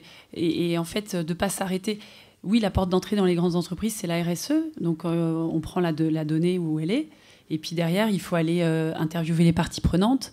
Bien montrer l'enjeu systémique. En fait. L'enjeu systémique, vérifier effectivement que l'impact qu'on propose là, parce que c'est vrai que la RSE, c'est toujours une façon assez quand même positive de montrer des résultats, mais d'aller justement creuser sur toutes les externalités en fait, que vous allez pouvoir identifier autour de cette solution. Après, dans les grands groupes, moi, il y a un truc que je trouve quand même assez important. Effectivement, quand on a ce qu'on appelle un pure player, donc quand on lance les baskets Veja, c'est que du bien, mais c'est une petite boîte. Mais c'est aussi important de parler dans les journaux des entreprises. Non, mais justement, de parler aussi des entreprises qui se transforment et qui prennent du temps. Et c'est en ça où je te rejoins aussi. Enfin, il y a des limites, mais c'est de l'écrire. Donc, en fait, sur cet exemple-là, pardon, on approche de... Voilà, pardon, Sandra, de vous couper la parole une fois de plus, mais ce qu'il y a, c'est qu'on approche de la fin, et j'entendais pas que du bien sur ma droite et sur ma gauche. Pour prendre cet exemple concret, c'est quoi le paquet Non, mais c'est exactement ce que je disais, c'est que, en fait... c'est génial de parler de Veja parce que c'est super, mais il faut aussi parler de la transformation des autres acteurs de l'industrie de la chaussure pour entraîner justement tout le monde. Et par contre, il faut investiguer, vérifier que l'info qu'on nous donne, elle est correcte, mettre les limites, parce que parfois, on ne maîtrise pas tout. C'est hyper difficile de savoir exactement ce qui... Mais au moins, je pense qu'il faut saluer les démarches de transformation qui sont en cours. Et aujourd'hui, parfois, les journalistes ont tendance à soit dire c'est du greenwashing, et en fait, il faut creuser aussi ça. Sans aller au-delà, oui. Sans aller au-delà. C'est ce que je voulais dire, c'est qu'il faut accepter l'idée que tout n'est pas blanc ou noir. C'est-à-dire qu'une entreprise, il faut sortir. C'est l'antimanichéisme, c'est-à-dire qu'une société, si elle fait du total bullshit, vous le verrez tout de suite. C'est-à-dire toute l'application des règles, on voit tout de suite si c'est juste de la com, de merde. À ce moment-là, on le dit. Mais il y a des boîtes qui font des efforts, qui même Veja ou les autres, ou Patagonia. Ok, c'est des boîtes qui font des efforts, mais elles polluent aussi. Il y a des limites aussi. Il y a des limites aussi. Et à partir du moment où toute activité humaine pollue. Donc, ils essaient de faire le moins. Et c'est l'effort qu'il faut regarder. Est-ce que les gens font un effort qui est sincère? Est-ce qu'il y a un impact positif? Est-ce que, par exemple, je sais pas, ils étaient sur une base 100, ils sont arrivés à 98 parce que... Voilà. Mais il faut accepter l'idée que, ça va pas être... Il n'y a pas de miracle, quoi. Voilà. Et que il faut accepter que le monde n'est pas blanc ou noir. Et l'enquête, à ce moment, si on regarde les efforts que fait une entreprise comme ça, on a une vision d'avis qui est plus juste et qui peut leur dire et leur faire accepter l'idée à eux aussi que ce qu'ils font n'est pas blanc ou noir et que vous allez devoir dire la vérité, c'est-à-dire que ça c'est bien, mais bon, maintenant il y a encore du travail, mais c'est pas mal ce qu'ils font, voilà, par exemple, ou c'est nul. Enfin, mais ça c'est l'enquête qui le dira. Exactement, sur Veja, si on constate que 90% c'est pas mal, il y a un 10%, il y a quoi encore dans ces 10% ? Voilà, faut pas s'arrêter aux 90. C'est là où l'enquête elle va aller au bout, quoi. Alors, on doit céder la place à 12h30. On a déjà un tout petit chouïa débordé. On peut s'en prendre une dernière. Parce que nous, on n'est pas disciplinés et qu'on déborde. Vas-y, t'en prie. Last but not least. Je suis Anne-Amélie, je suis journaliste indépendant, on va dire. Je suis du master de Metz dans Rachel a évoqué tout à l'heure. Et c'est une question peut-être qui fâche un peu, mais le fait que le journalisme de solution ne soit pas aussi répandu, est-ce que c'est aussi une petite forme de paresse intellectuelle de la part de certains journalistes qui sont installés depuis 15 ou 20 ans, qui connaissent... Les vieux. Allez, répondez-nous, les vieux. Je plaisante, non, je plaisante. On a fait un documentaire sur la problématique des transports des frontaliers dans ma région. C'est un gros problème parce qu'il y a beaucoup de gens qui travaillent au Luxembourg. Et nous, j'ai fait du journalisme de solution sans le savoir, à savoir, on va un peu plus loin parce que le problème, on sait qu'il existe. Donc, quelles sont les solutions que les acteurs locaux mettent en place? Et en fait, on a fait ça alors que le Républicain loin ne le fait jamais. Et à part dire, il y a des bouchons sur la 31 aujourd'hui, ça ne va pas beaucoup plus loin. Et nous, on a essayé avec nos moyens d'étudiants d'aller un peu plus loin. Et je me dis, est-ce que le fait d'avoir notre regard neuf, ça nous a peut-être aussi ça va venir. Alors, deux mini-réactions de Sophie et Christophe, parce que dire, vous allez chacun dans les deux réactions. Ça va venir. Faut pas, juste pour vous donner à quel point ça va venir. En 95, quand on crée le site de l'Express, je fais le tour de la rédaction avec 30 abonnements gratuits, parce qu'à l'époque, il fallait payer la connexion. Et 30 abonnements gratuits à Internet pour que les gens découvrent Internet, la rédaction. J'en ai placé 12. La rédaction m'a dit aucun intérêt. Les gens me disaient, aujourd'hui, tout le monde l'utilise. Voilà. Et ça sera pareil peut-être avec le journal de solution. Donc, avec le temps, les gens finissent par s'habituer. Quand tous les vieux seront à la retraite, ou on peut espérer que ça se passe pas avant? plus vite que ça. Parce qu'en plus, l'âge de la retraite, il est décalé, donc bon, c'est un peu la misère. Pardon, je voudrais que Sophie puisse intervenir, parce qu'elle va aussi dans les rédactions essayer de les convaincre de développer le système. Comment t'es accueillie? On te regarde encore avec des yeux ronds, ou tu as une possibilité de conviction, même des vieux quadras? Évidemment, il y a beaucoup de résistance. C'est normal, parce que c'est s'interroger sur sa zone de confort, ou en tout cas ses habitudes journalistiques, ses pratiques quotidiennes, en fait. Et moi, je l'ai fait, en fait, cette remise en cause, tu vois. Donc, en fait, je les comprends, parce que c'est pas facile non plus. On nous apprend ça, c'est comme ça qu'on fait notre métier, c'est comme ça qu'on nous l'apprend à l'école, les fameux 5W, donc on y va, quoi. Donc, c'est quelque chose où, à un moment donné, il faut amener à s'interroger, voilà, sur ces pratiques. Et je pense qu'aujourd'hui, parce qu'on est dans une situation pandémique qui nous a amené aussi à nous interroger beaucoup, parce qu'on a ce climat qui nous arrive sur la tronche et qu'on se dit on va pas pouvoir en rester là, il y a une vraie réflexion dans les rédactions, et je suis accueillie maintenant puisque je fais une formation à France Télévisions. Et je pense qu'aujourd'hui, au contraire, il y a une vraie prise de conscience de la part de plein de journalistes. On ne pourra pas convaincre tout le monde, c'est évident, mais il y a beaucoup de journalistes aujourd'hui qui ont envie de mettre ça en place, et dans des grandes rédactions. Et un message d'espoir. Nous, les journalistes avec lesquels on travaille dans les rédactions, ne sont pas du tout les jeunes. Enfin, souvent les jeunes... C'est normal, c'est pas eux qui ont les postes de direction, reste bonne blague. Non, mais pas du tout. Et c'était un remarque que je voulais dire à France-Afrique, c'est qu'en fait, nous, c'est les journalistes qu'on va persuader, et eux, on va ensemble persuader les directions. Et c'est ça qui est hyper important. C'est pour ça que c'est le message d'espoir, c'est de dire, si vous avez envie de le faire, ne pensez pas que personne ne veut le faire autour de vous, essayez. Et en fait, vous verrez que les portes s'ouvrent. Et là-dessus, je vous rejoins complètement. Merci beaucoup. Merci à tous pour vos interventions, votre écoute, nos échanges. J'espère que cette table ronde aura ouvert la petite fenêtre en dehors du qui, quand, quoi, pourquoi, du comment. Voilà, moi, c'est un peu ce que j'aurais... Voilà, what's next aussi. Merci à tous. Et puis, bonne continuation d'échanges et de débats au cours des assises.